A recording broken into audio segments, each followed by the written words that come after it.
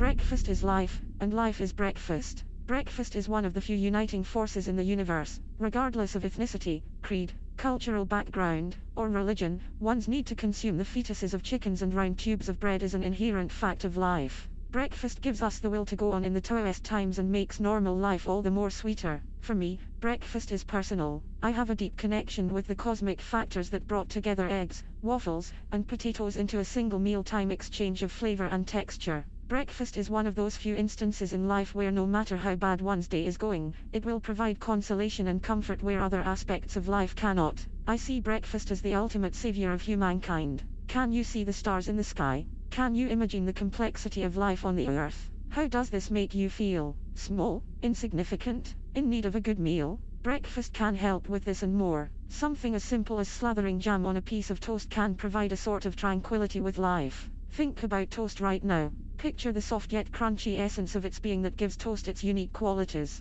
Are you content? Are you happy? Are you jovial? If you answered yes to any of these questions, then you are likely on the way to seeing life in terms of breakfast. My fascination with breakfast began at a young age. My father would always cook a plethora of food on Sunday mornings. Eggs, potatoes, biscuits, you name it, and it was on my plate and on the fast track into my digestive system. My love for breakfast grew as I grew, transitioning from a mere liking of the food involved into a distinct obsession with the interplay between different aspects of the meal as a whole. The essence of breakfast stared into me and I stared back, fearful yet oddly at peace with what I had discovered. Breakfast is truly a transcendent experience for me and one that shapes my life to this day. I wake up in the morning and look forward to the greatness that will start my day off right. So much can be gained from this experience, if only people would stop and consider the implications that breakfast presents to a long and healthy life. For all of the breakfast haters out there, I simply implore you to give it a second chance. I understand those who find they are not hungry in the morning or skip breakfast because they do not have enough time. For those that think they are too good for breakfast,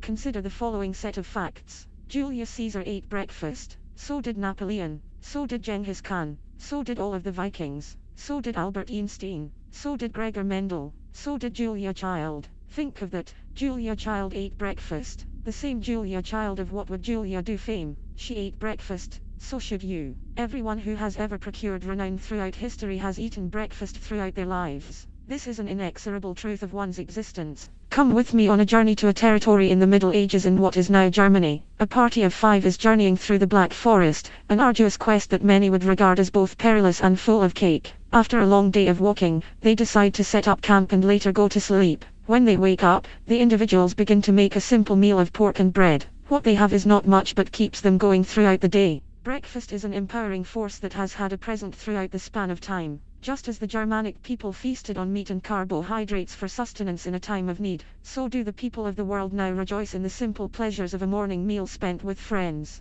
The basic truth that one can derive from this interlude is that breakfast is a presence that brings people together and provides joy to humanity. I may be but a simple breakfast enthusiast, but I believe in the empowering traits that this meal supplies. Nobody can truly know the extent to which breakfast sustains and enlivens the world, but this value is not truly quantitative. Breakfast is in the heart. While science can attempt to explain breakfast using mind probes and rectal scanners, these procedures will never work as well as predicted. Breakfast is known through the interactions of others and the coursing of blood through one's being. Breakfast is known through the chefs who prepare a meal that changes lives. Breakfast is known through the first taste of an omelette hitting one's tongue. Breakfast is known through the self. Breakfast is life, and life is breakfast.